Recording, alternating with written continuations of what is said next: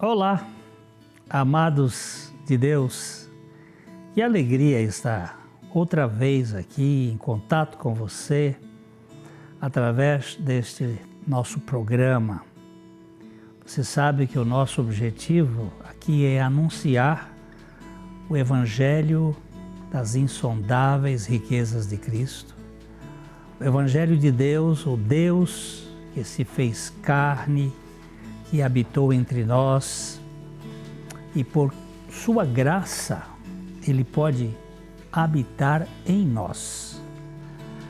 Você pode ser um aliado nosso. Os links e endereços estão aí na tela da sua TV e nós contamos com a sua participação, com as suas orações. São muitas lutas, com a divulgação e também com a colaboração para que este programa se mantenha e seja disseminado para um público cada vez maior. A sua participação é muito importante. Fique conosco.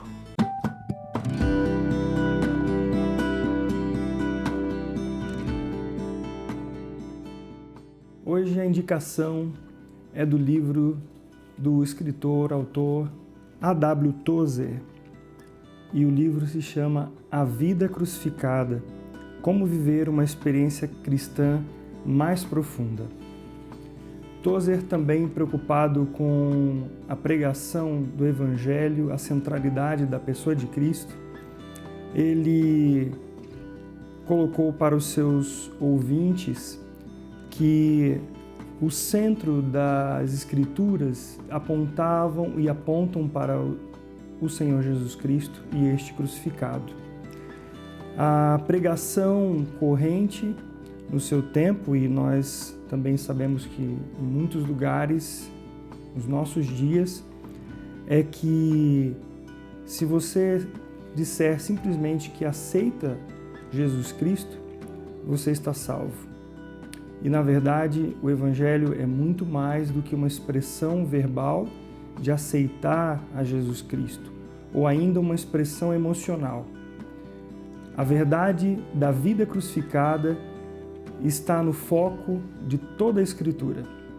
E quando nós lemos o que o apóstolo Paulo disse em Gálatas 2, 19 e 20, nós podemos perceber um pouco da profundidade desse assunto.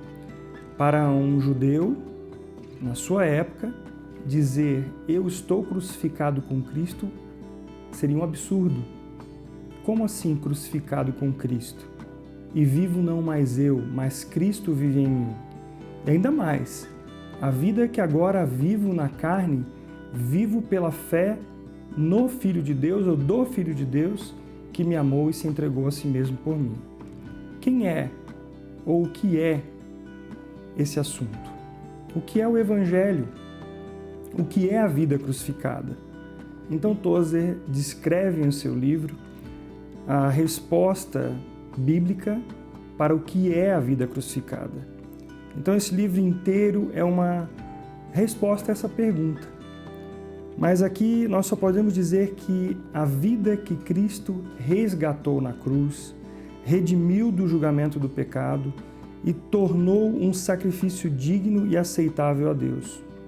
Isso representa, como ele mesmo diz, uma qualidade de vida que está muito acima de qualquer coisa que seja natural. É totalmente espiritual, onde o meu velho homem foi com Jesus Cristo crucificado. Há um aspecto histórico e há um aspecto espiritual nesta obra de Cristo. Tozer divide o seu livro em quatro partes: o fundamento da vida crucificada, a dinâmica da vida crucificada e os perigos da vida crucificada e, por fim, as bênçãos da vida crucificada. Como assim? Eu estou vivo aqui, mas estou crucificado com Cristo? Em Cristo, o meu velho homem foi crucificado. e hoje Cristo é a minha vida. E é assim que Ele vai, a cada dia, levando o morrer de Cristo, nós vamos tendo a semelhança de Cristo em nossas vidas. Por fim, na conclusão de Tozer, ele diz: o propósito do fogo do ourives na vida crucificada. Daniel 3, 17 e 18 diz: se formos atirados na fornalha em chamas, o Deus a quem prestamos culto pode livrar-nos, e Ele nos livrará das tuas mãos, ó Rei. Mas se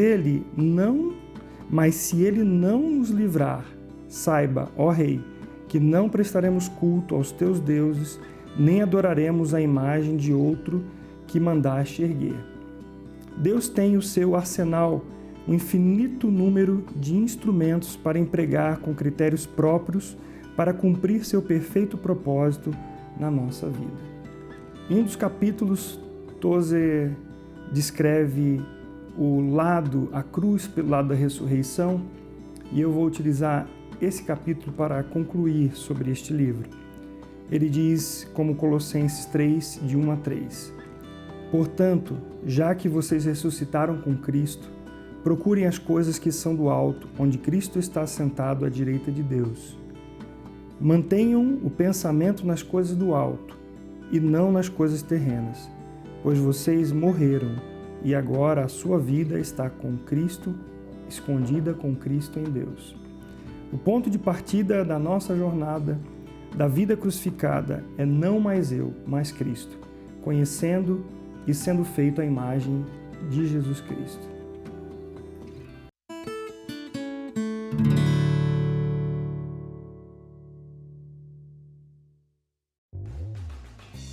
A Livraria PIB Londrina procura selecionar cuidadosamente seus títulos e autores a fim de oferecer um conteúdo alinhado com o Evangelho de Jesus Cristo.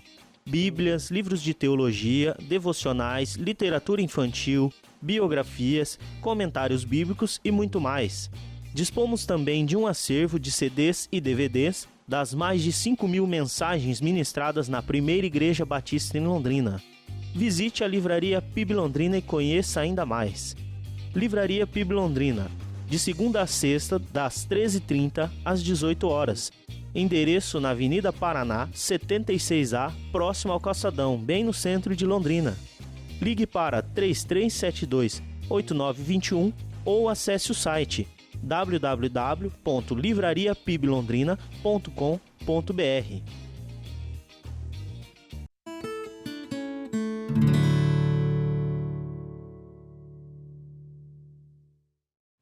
Hoje nós queríamos abordar um assunto que é aquietando-me. A minha alma, ela é muito barulhenta e inquieta. Eu, de fato, não consigo sossegar. Há uma zoada permanente e um zumbido íntimo que não me deixa descansar. Eu sinto muita necessidade de fazer coisas, mesmo quando estou em estado ocioso, em lazer, eu estou ansioso. Eu fico sempre querendo alguma coisa a mais. Não há trégua no fundo da minha alma aflita e agitada.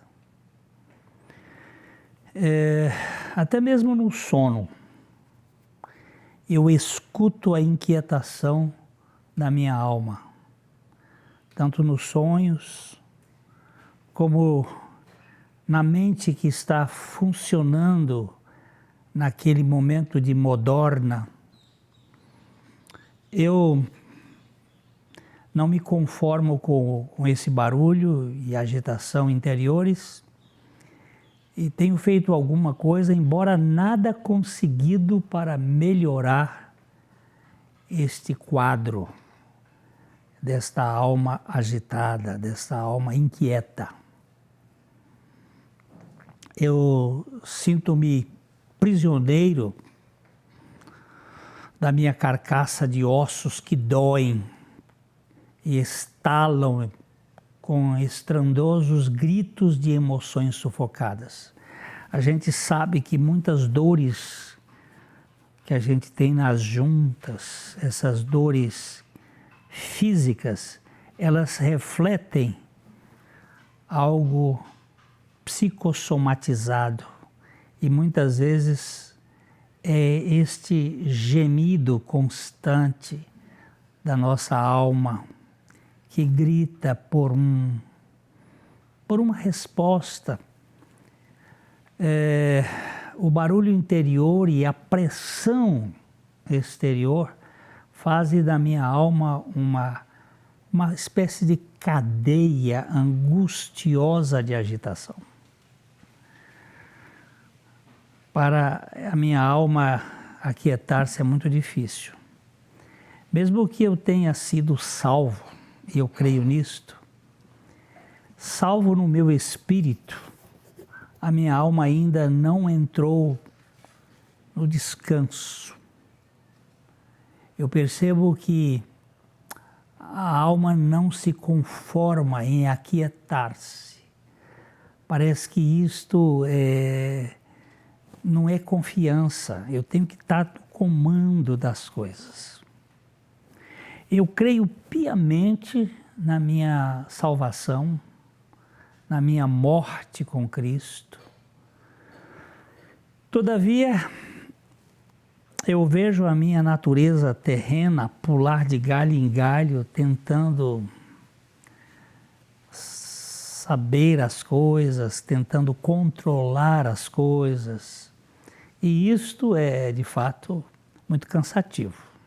Não sei se para você é assim, mas para mim eu vejo este cansaço. Não estou falando do velho homem, o servo do pecado, pois esse já foi para a cruz com Cristo. É assim que eu creio. A Bíblia diz isto e eu creio exatamente como a Bíblia fala.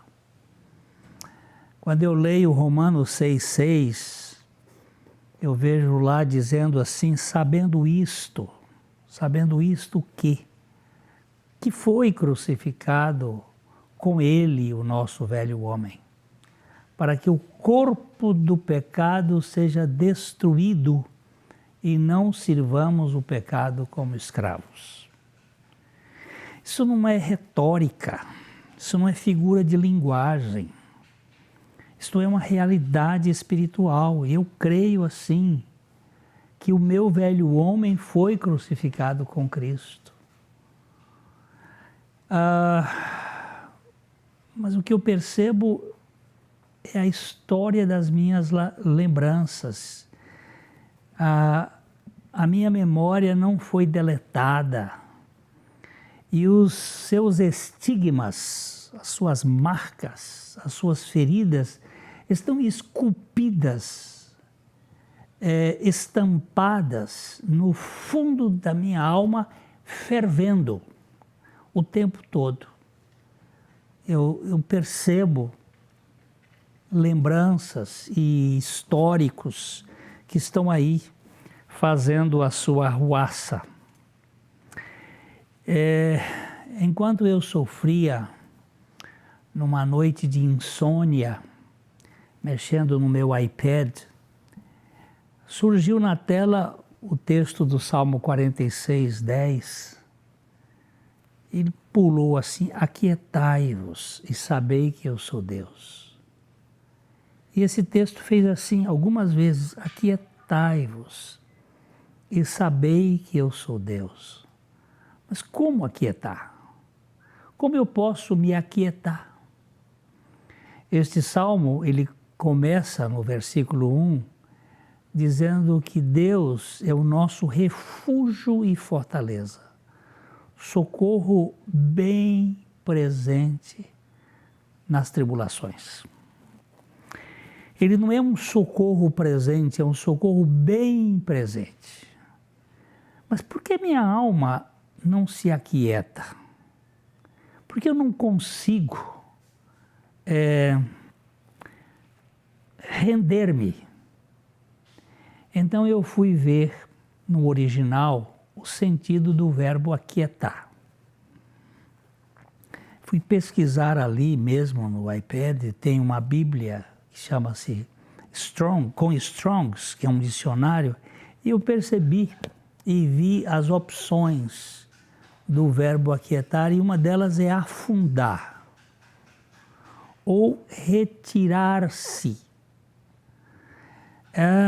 Uau! O que significa isto? Afundar-se no divã da graça e retirar-se de si para a intimidade com Deus? Seria isto? Afundar no divã da graça, ter alguém para compartilhar de fato, não apenas uma imaginação, porque muitas das orações, como acontece e aconteceu no caso do fariseu, ele orava de si para si mesmo. Então havia ali uma espécie de auto-oração, ele orava de si para si. E também não seria isto, afundar-se, uma coisa muito minha mesmo, não tendo Deus como uma realidade? Será isso mesmo? Será que tenho que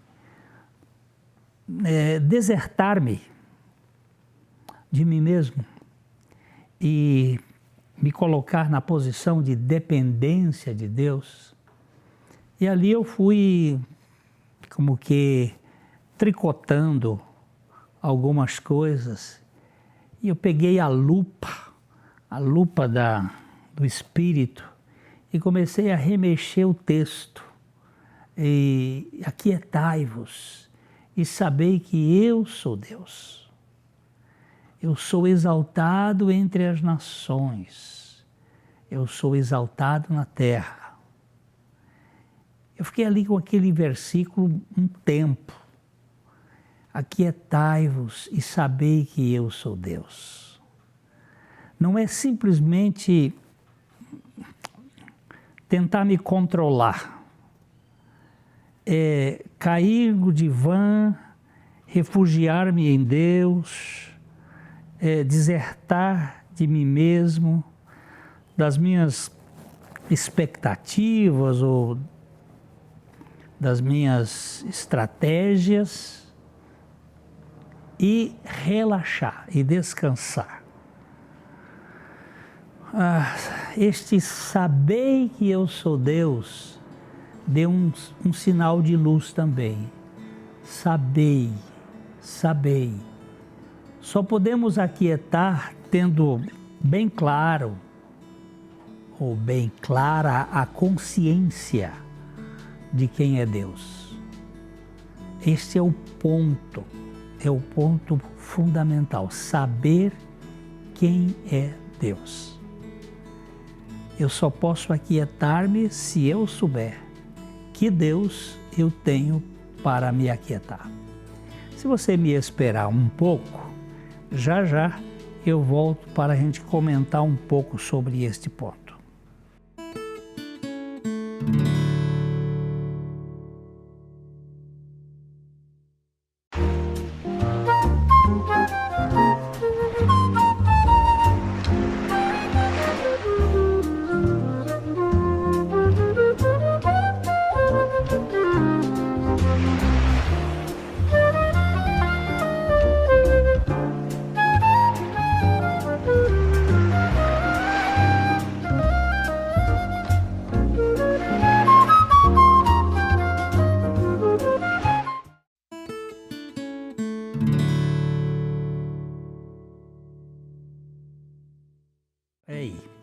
Eu disse para você que nós íamos voltar para pensar um pouquinho sobre este Deus.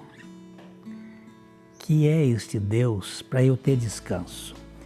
Você pode tomar um cafezinho com a gente aqui, porque é muito importante. Não só o café, mas ficar aqui com fé, para a gente discernir essa realidade espiritual da grandeza de Deus. Que Deus é este? Se o nosso conhecimento de Deus for de segunda mão, ou um Deus escrito com letra minúscula, então nada feito de quietude. Um Deus pichote não merece crédito nem gera descanso. Esse é um Deus desqualificado. Logo em seguida eu vi que o verbo aquietar também tem o sentido de relaxar. Comparei com um texto do Dr. Tozer, A.W. Tozer, que disse: Deus não tem prazos fixos para trabalhar. Só a consciência disso aquieta nosso espírito e relaxa nossos nervos. Já que ele não tem tempo fixo, ele não trabalha por matéria a ser entregue, ele tem um tempo e tem a minha vida nas suas mãos. Muitas vezes as coisas não estão acontecendo como eu quero que aconteçam. Mas se eu me aquietar diante dele, saber que ele está no controle e que esse Deus não depende das circunstâncias, aquietar-se é abandonar-se na mão do Altíssimo, na sua agenda. Mais do que um paraquedista no seu paraquedas. Imagina se não houvesse o paraquedas ali, ou se ele permanecer fechado. A agonia da alma desse paraquedista. Mas quando ele está aberto ali, agora tem uma grande chance de controle, e agora eu preciso nessa dependência de Deus. E assim eu fui olhando cada acepção do verbo e percebi outra possibilidade em que pode se traduzi-lo como tornar-se frouxo, afrouxar a ansiedade. Aquietar-se é afrouxar-se diante daquele que nos suporta, que tem condições de nos suportar. Para muitos que querem se supor heróis, super-heróis, o frouxo não combina com quietar-se. Muitos têm aqui veem aqui uma espécie de covardia. Mas nesse sentido aqui que eu estou pensando, tem espaço. Mas para que tenha pequena noção da graça, a frouxidão é uma ideia de fraqueza, que são as plataformas de lançamento do poder de Deus. Onde está o poder de Deus? Segundo o apóstolo Paulo, ser fraco no reino de Deus é ser forte. Ele chega a dizer de uma maneira assim muito clara, e eu posso usar aqui uma versão, a nova versão transformadora da Bíblia, em 2 Coríntios, no capítulo 12, no verso 10, que ele diz assim: por isso aceito com prazer fraquezas e insultos, privações, perseguições e aflições que sofro por Cristo. Pois quando eu sou fraco, então é que sou forte. Este grande paradoxo aqui é exatamente o conceito de aquietar-se. Quando eu sou fraco e dependo do Todo-Poderoso, eu chego a usar uma expressão: eu sou aqui todo-poderoso dependente. Eu sou totalmente fraco e incapaz. A criancinha dependente de um pai forte, ela tem a fortaleza do seu pai a seu dispor. Ela não tem nenhuma força para se defender, ela é um bebê, é uma criancinha frágil. Mas o seu pai é potente, é poderoso, é forte. Aí está a grande realidade do poder da criança. E aqui está o poder de Deus se aperfeiçoa na fraqueza.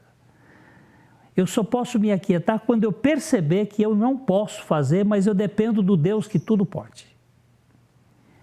E eu digo, ser frouxo é parar de lutar com as suas próprias forças e armar e colocar-se para depender da vitória de quem já venceu. A Bíblia chega a dizer assim que nós somos mais do que vencedores por meio daquele que nos amou. É isto que faz com que a nossa alma se aquiete. Aquietar-se é cair fora do front, do buraco da raposa, o lugar onde os soldados ficavam ali com as metralhadoras atirando. É abandonar a sua luta aguerrida, todavia em glória, descansando despreocupadamente debaixo da soberania do Todo-Poderoso. É isto, a meu ver, que significa aquietar-se. Queridos, o espírito da cruz, que nós temos sempre batido aqui, o espírito da cruz tem a ver com isto. Isto o quê? Alguém pode perguntar. Com o descanso na onipotência e na soberania de Deus. O descanso em Deus. Esse descanso é que vai gerar o estado de quietude da alma. O salmista diz no Salmo 91, versos 1 e 2, o que habita no esconderijo do Altíssimo e descansa à sombra do Onipotente, diz ao Senhor, meu refúgio, meu baluarte, Deus meu, em quem confio. Imagina isso, você aí na sua vida, no seu cotidiano, dizendo, eu habito no esconderijo do Altíssimo, nos braços do Deus Todo-Poderoso. Só um Deus perverso e irresponsável poderia dizer, relaxe, enquanto nos deixasse ficar no ora veja. Esse Deus eu não quero nem pensar. Por isso, felizmente, aquele que descansa no eterno e aquieta a sua alma, ele pode dizer, Senhor, aqui estou eu, na fila do teu descanso. Eu espero em ti, eu confio em ti. Quem sabe nós vamos nos encontrar no próximo programa, já com uma alma bem mais quieta, eu espero, a minha e a sua, para vivermos na dependência de Deus. Até lá, de coração para coração.